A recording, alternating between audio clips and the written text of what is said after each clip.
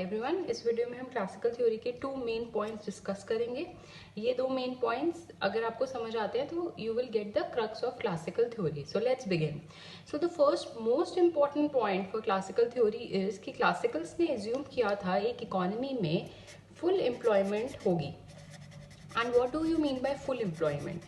Now, full employment mean that एक economy में जिसको भी जॉब चाहिए उसको जॉब मिल जाएगी। तो means that there is no involuntary unemployment. So basically, if you go out to look for a job और एक पर्टिकुलर वेज रेट है, सपोज $5 पर वीक, एंड इस वेज रेट पे आप जॉब ढूंढने निकले हैं, तो क्लासिकल्स बोलते हैं कि इकोनॉमी में ऐसे सब लोगों को जॉब मिल जाएगी। और जब ऐसे सब लोगों को जॉब मिल जाएगी तो जो अनएम्प्लॉयमेंट इकोनॉमी में होगी उसका नेचर इनवॉलंटरी नहीं होगा। मीन्स अगर आपको जॉब नहीं मिल रही तो उसका ये मतलब है कि आप जॉब करना ही नहीं चाहते।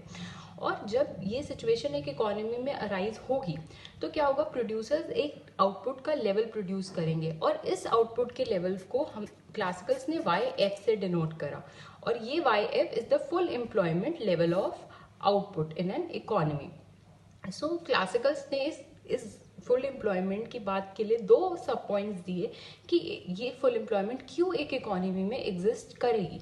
सबसे पहला हम बोलते हैं सेज लॉ। सो सेज लॉ क्या कहता है? It is one of the most famous law of classical theory. It says that supply creates its own demand. So what does that mean? इसका मतलब कि अगर प्रोड्यूसर्स ये YF लेवल प्रोड्यूस करते हैं तो उसकी डिमांड ऑटोमेटिकली जनरेट हो जाएगी।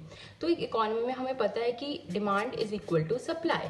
तो क्लासिकल्स बोलते हैं कि क्योंकि एक इकोनॉमी में हमेशा फुल एम्प्लॉयमेंट होगी, जो सप्लाई प्रोड्यूसर्स करेंगे वो YF के इक्वल करेंगे और डिमांड ऑटोमेटिकली इस YF के इक्वल हो जाएगी। तो इस वजह से एक इकोनॉमी में फुल एम्प्लॉयमेंट जो है वो प्रिवेल करेगी। अगर ऐसा होता है कि प्रोड्यूसर्स YF प्रोड्यूस करते हैं और जो डिमांड है, सपोज कीजिए ये YF 100 है और डिमांड 80 है, तो तब ये चीज फुल एम्प्लॉयमेंट पॉसिबल नहीं थी। लेकिन क्लासिकल्स ने बोला कि अगर वो YF प्रोड्यूस करेंगे तो ये डिमांड जो है वो इंश्योर हो जाएगी। और प्रोड्यूसर्स ये YF क्यों प्रोड्यूस करेंगे? क्योंकि ये YF पे क्लासिकल्स ने बोला कि उनके जो प्रॉफिट्स हैं वो मैक्सिमम होंगे।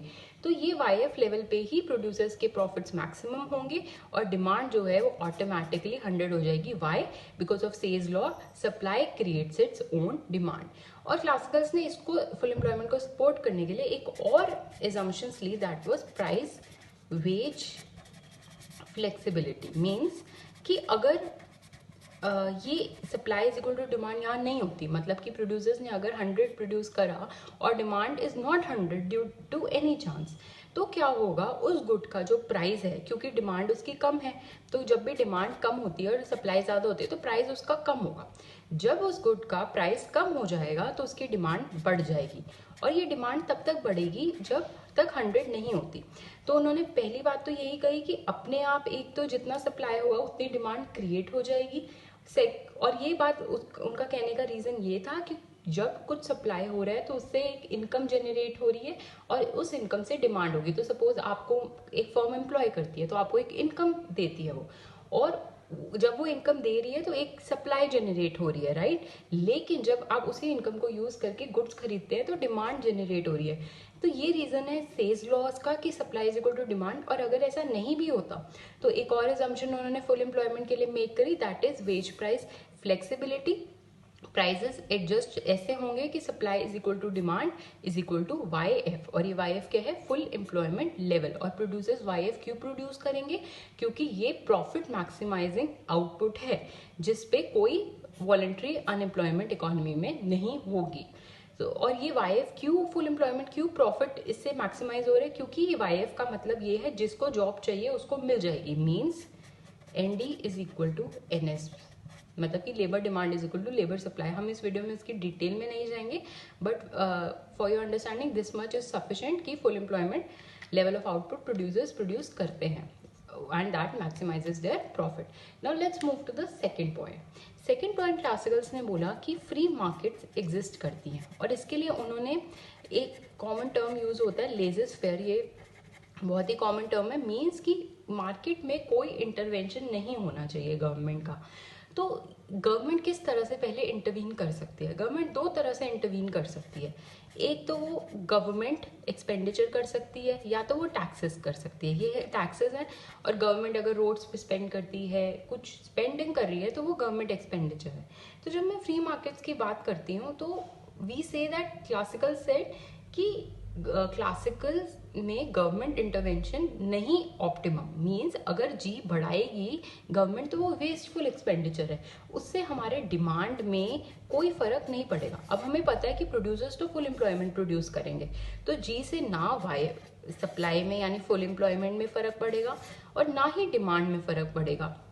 सो दैट मीन्स कि जी का इनकम पे या डिमांड सप्लाई पे कोई इफेक्ट नहीं है, और टैक्सेस का भी सेम है।